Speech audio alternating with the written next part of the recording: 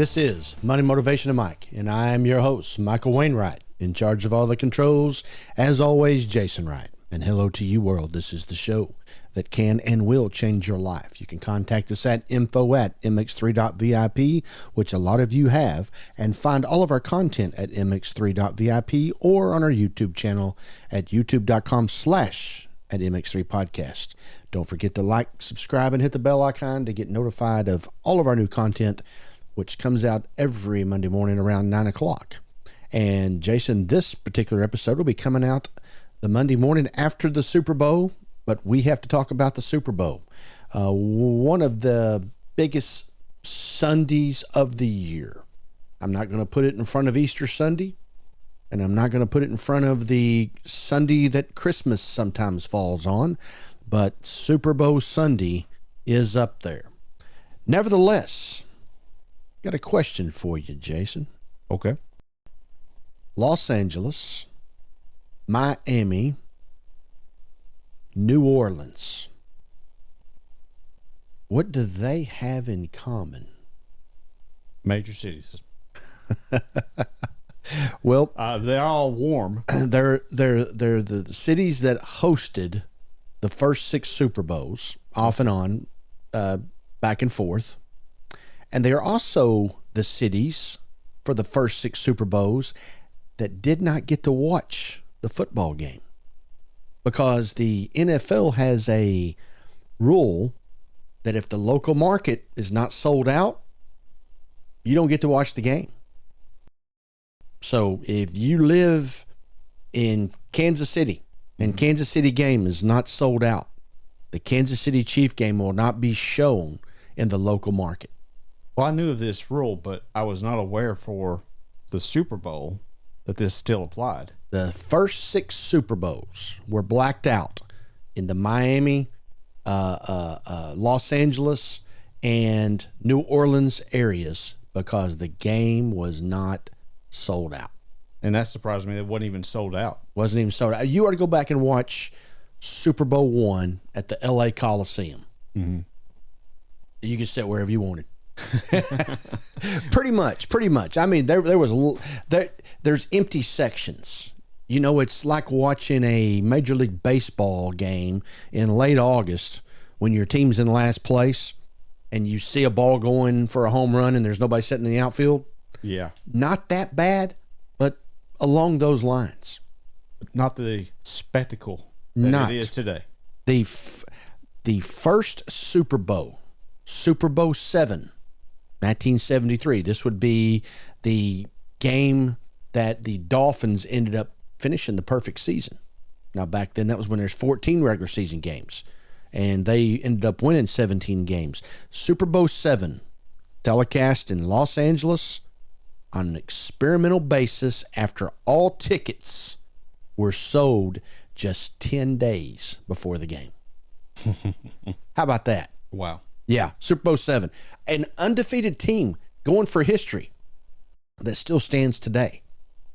And it was 10 days before the Super Bowl game, before the final ticket was sold. Incredible. Just incredible. Yeah, indeed. And now the upper class average folk can't afford to get into this game. No way. Now, I was fortunate enough to get to go to Super Bowl 28, which was the Cowboys and Buffalo Bills' second game. Is this the one where I believe it was it Leon Lett that ran into the... No. That was the other one. Man, let's don't get on to that. That was the year before. Leon has created a few memories, has he not? That was in Pasadena. Yeah, okay. That was the year before. Now, and you know, Leon got death threats over that. I've mentioned that on this show. Because if he had scored that touchdown before Don Beebe had knocked it out of his hand, that would have given Dallas 59 points. Be the all-time record for the most points scored in the Super Bowl. But we're at 52 because Leon come up a half a yard short, and the San Francisco 49ers scored 55 in the 1989 season, which would have been the 1990 Super Bowl against the Denver Broncos.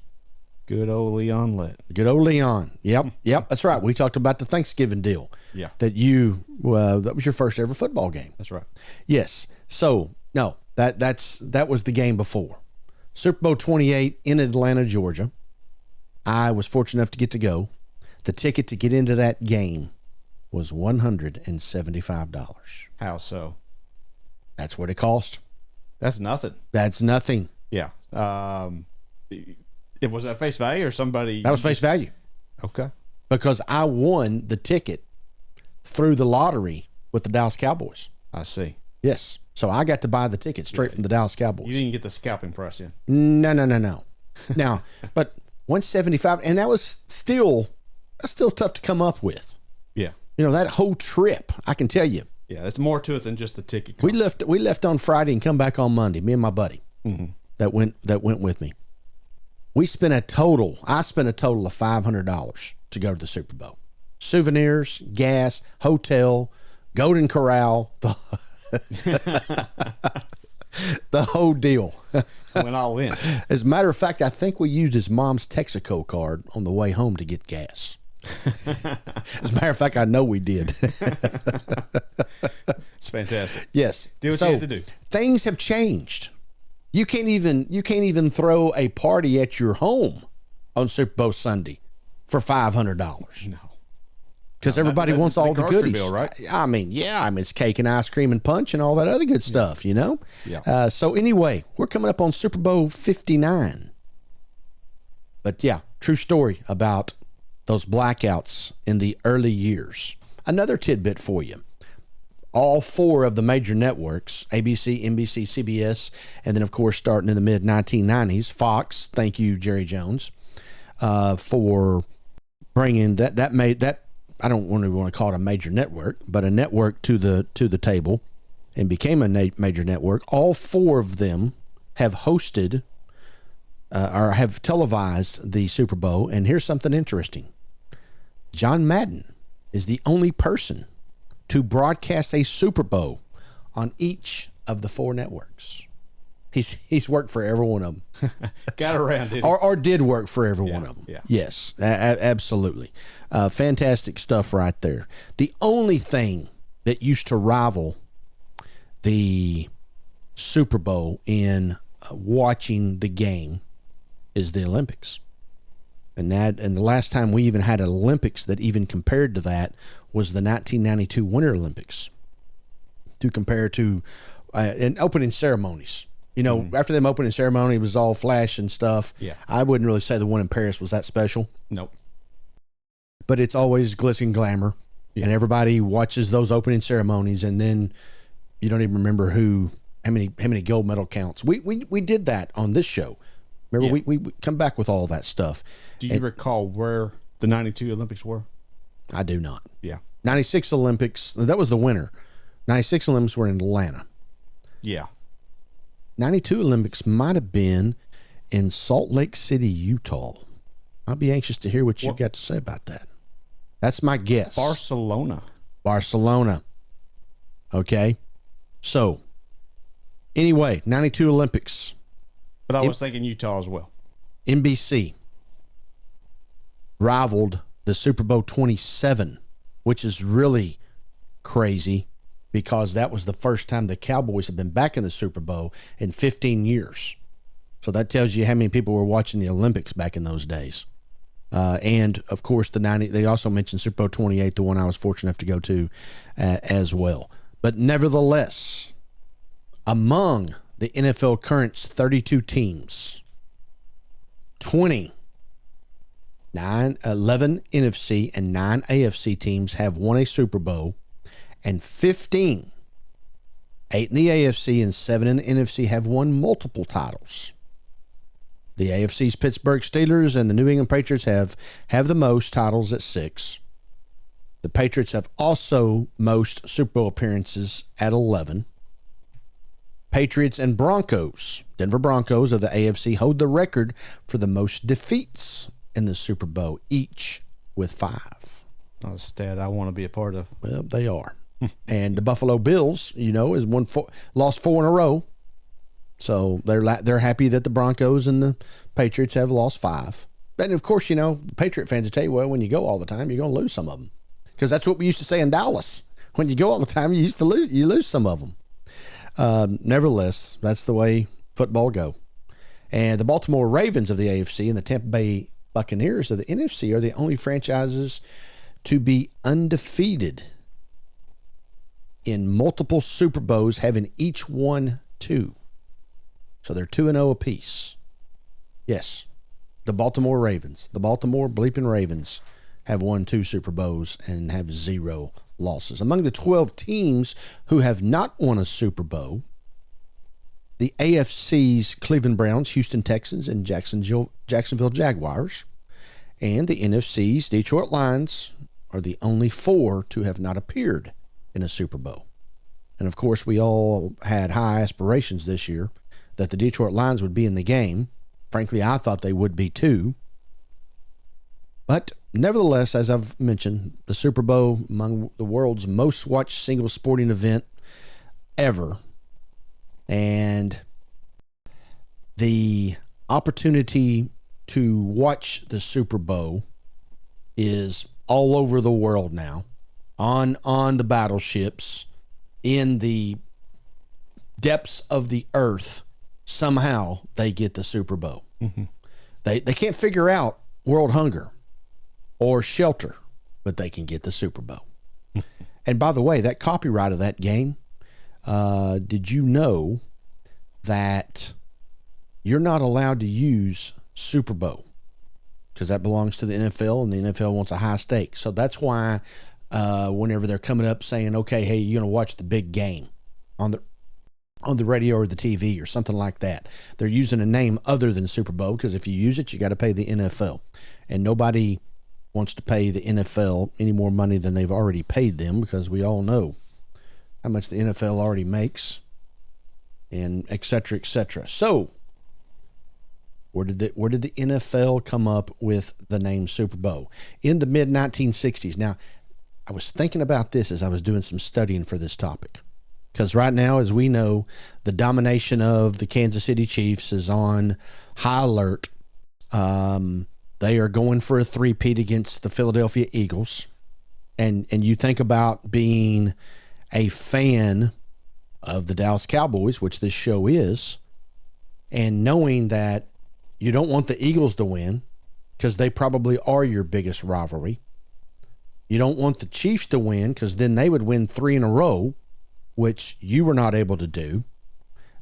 You did win 3 out of 4, which the Patriots ended up tying as well.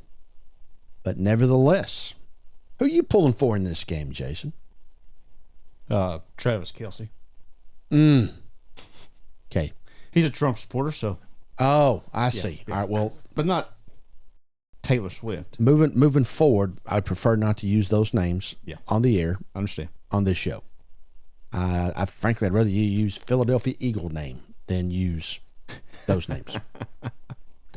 And I'm sure right now, I don't know if you can look this up as we continue on the show, but I'm sure there is a bet in Las Vegas, Nevada, on how many times the camera will go to Taylor Swift in her little press box or wherever it is that she sits. You know it's there. Yeah, I know it's there. So if you come up with it, let's mention that on the air. Mid-1960s, and I was thinking about this, like I told you, when I was doing my research, and how hot the Kansas City Chiefs are, and who owns the Kansas City Chiefs. The Lamar Hunt family. Lamar Hunt's no longer with us, but he started the Kansas City Chiefs, which was the Dallas Texans. And we have a Dallas Texans helmet up here. Forgot about that. That red one right there is the original Dallas Texans helmet.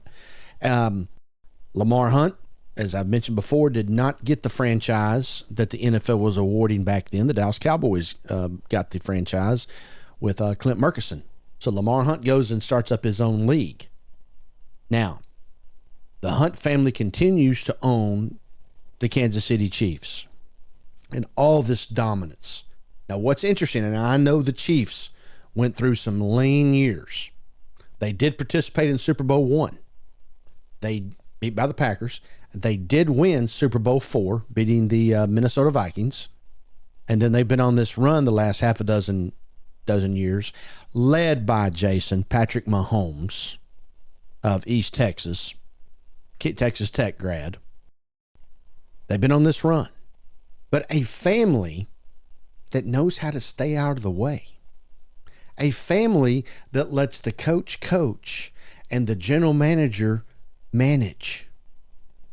Now, I bring that up on the back end of our episode that we had on Mr. Jerry Jones last week.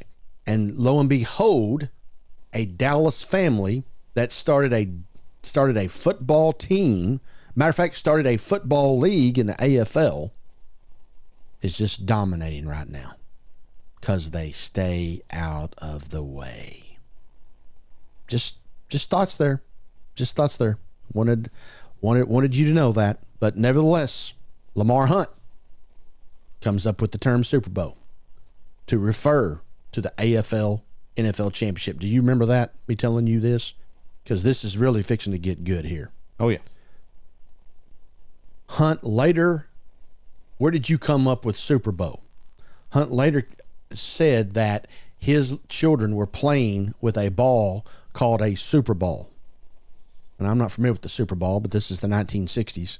And he put bowl in for ball to call it the Super Bowl, which, believe it or not, most people objected. And Lamar Hunt quoting, obviously, we can be improved upon this name, but they never did. And the league owner chose the name AFL NFL Championship game.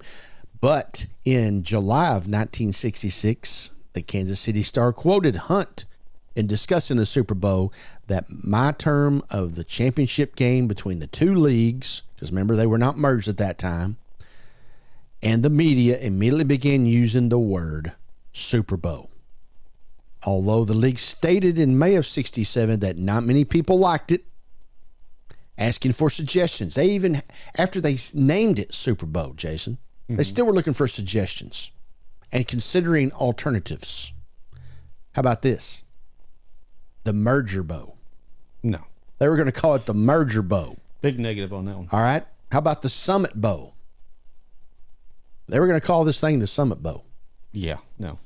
And then they finally decided to call it the Game. The Game. That could be a Tiddlywinks game down at the end of the block, right? What does that tell you? Yeah. The Associated Press reported that Super Bowl grew and grew and grew until it reached a point that there was Super Week, Super Sunday, Super Teams, Super Players. Super Bowl became official starting with Super Bowl III. You know anything special about Super Bowl III? Joe Namath. Okay. And the lonely New York Jets, their only appearance. You know, a while ago we mentioned that they were 2-0, the Buccaneers and the Ravens. The Jets are 1-0. They have not been to the Bowl since Super Bowl III. But the New York Jets beat the big boy Baltimore Colts, not the Indianapolis Colts, the Baltimore Colts. They moved in 83, 84, somewhere in there. Baltimore Colts led by Johnny Unitas and Coach Don Shula. That's where Joe Namath said, we're going to win the game, I guarantee it. Remember, he wore pantyhose and stuff like that to stay warm. And so whatever it takes. What was big about that is in the first two Super Bowls, Green Bay dominated the NFL team. So there was concern if the AFL team was going to be strong enough to compete with the NFL team. So it was a big deal for the Jets to beat the Colts. Because at that time, the Colts were big boys. They were actually going to be dominant much more than the Green Bay Packers. And then the Colts in Super Bowl V finally beat our Dallas Cowboys. Craig Morton threw 3 interceptions in the fourth quarter. Dwayne Thomas fumbled on the 1-yard line. And the list goes on and on. That's a Dak Prescott move, is it not? No, Dak does not know Super Bowl. No, but he knows 3 interceptions in the fourth quarter. He's colorblind. We have discussed it. Yeah, Yes. I don't know if Craig Morton is or not. I'll get back to you on that. That's by the way, by him throwing those 3 interceptions led to the emergence of Roger Staubach, who was his backup. So Yeah. good things come to those who wait. Thank you, Roger Staubach. Thank God in general for the person Roger Staubach. Yes. So Nevertheless, the Super Bowl III, which in essence was Super Bowl I, but we call it Super Bowl III because they went back and renamed the first two Super Bowls, allowed the NFL to become prominent because they beat the NFL team. Now, Super Bowl IV, before this run that the Chiefs are on, the Chiefs won Super Bowl IV. So we had AFL teams win back-to-back. All right? Then the merger happened, and the Baltimore Colts went to the AFL with the Cleveland Browns and with the Pittsburgh Steelers. Those are all NFL teams. The Baltimore Colts then beat the Dallas Cowboys.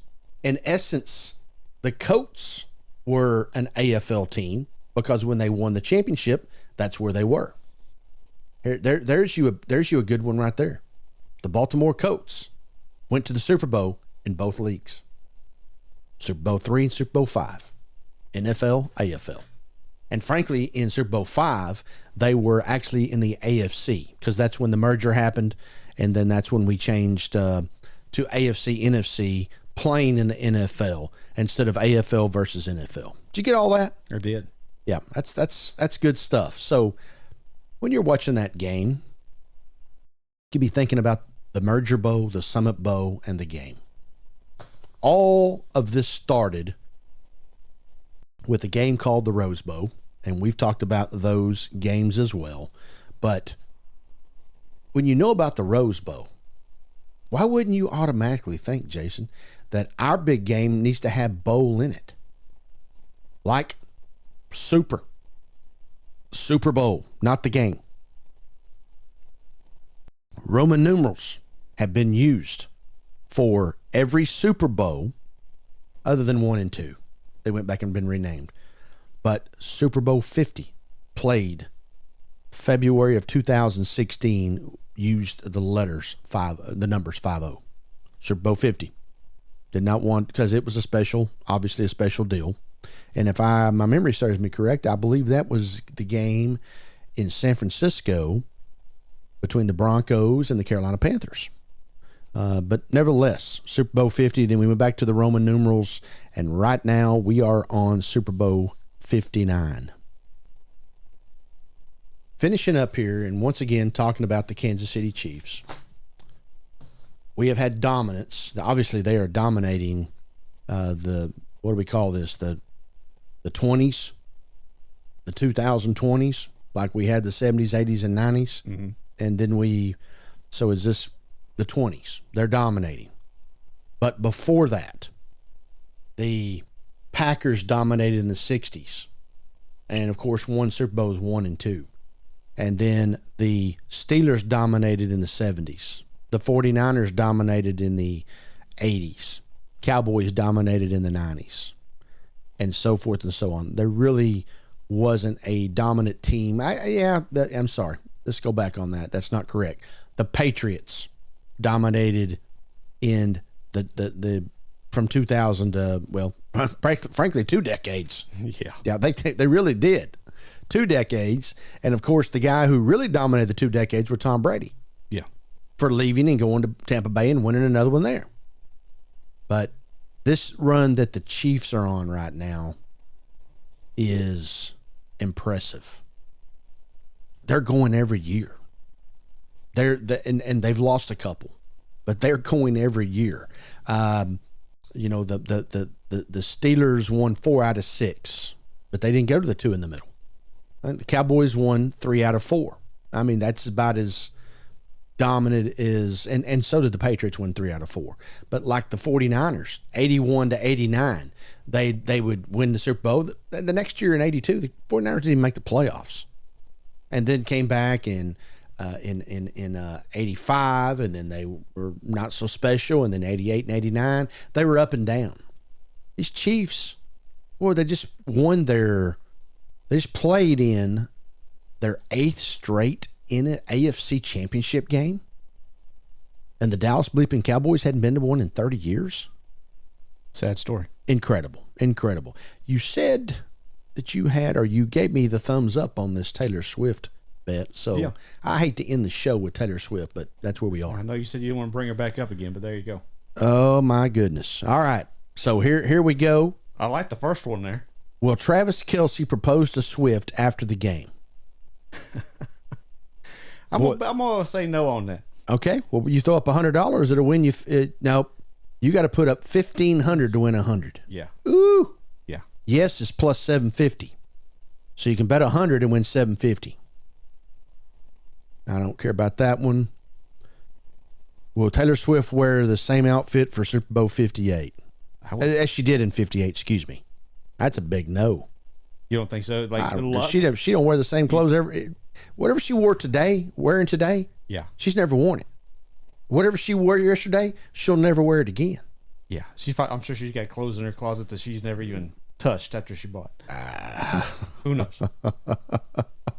Number of times Swift is shown on the broadcast. 6.5 times. The over-under, 6.5. What was last year? I don't know, and I don't care. I don't know why I'm doing this. Frankly, I'm disturbed with myself for even bringing it up. 6.5, Jason.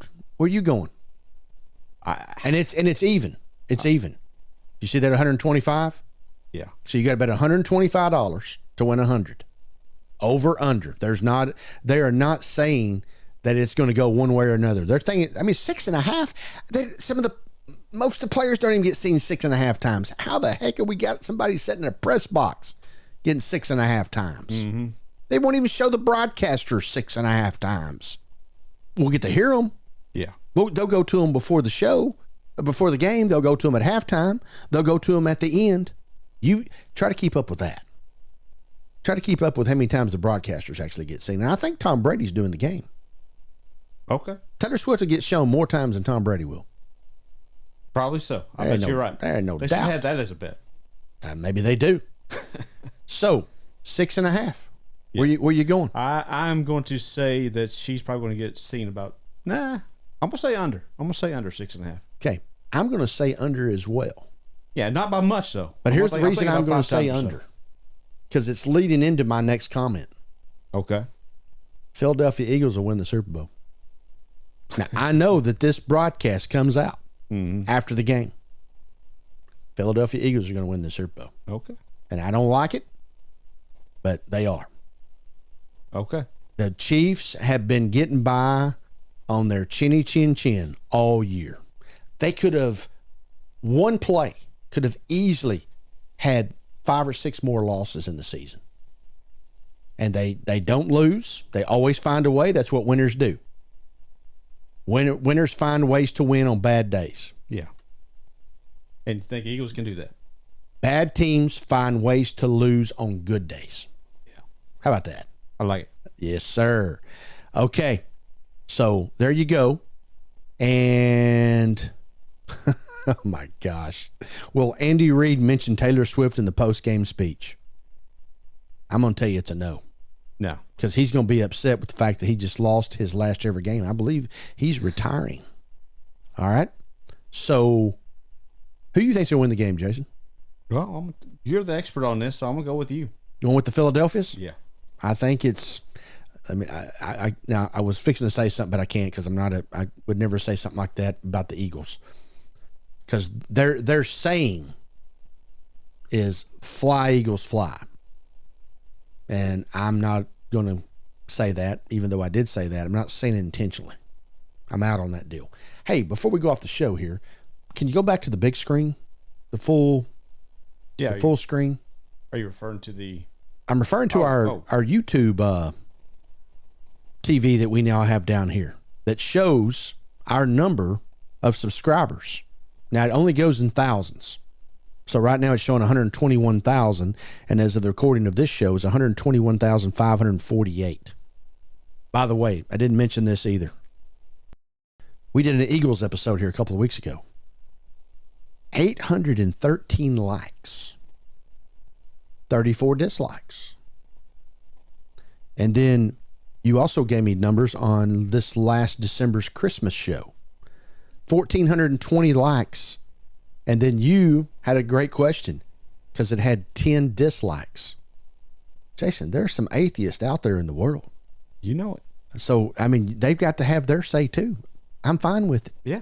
10 dislikes. Now, maybe we're going to give them credit. They didn't dislike Christmas. They just disliked my presentation of Christmas. I think that's what it was. It absolutely could be. Who knows? Money, Motivation, and Mike continue to bring you information that we think is uplifting, informative, motivational, etc. on a regular basis. Please continue to give us likes and dislikes. We don't need everybody to say that they like us. Bring us some dislikes. We learn from dislikes. You learn from your failures. I don't think you know what you're talking about when you do a dislike, but hey, I respect that. Well, if you do dislike, just let us know why down in the comments. That'd be great too. But we do appreciate all the comments that are now coming in, since I think you or me pointed this out a couple of months ago, and now they're coming in. They're coming in, and we're getting a lot of responses, not only watching and listening to the show, but also commenting on the show, which we certainly appreciate. Find all of our content at mx3.vip or on our YouTube channel, youtube.com/@mx3podcast. And don't forget to like, subscribe, and hit the bell icon to get notified of all of our new content, which comes out every Monday morning around 9 o'clock. So for everyone who's been a part of this Super Bowl show, as the Philadelphia Eagles will defeat the Kansas City Chiefs. Until next time, continue to live your life the right way.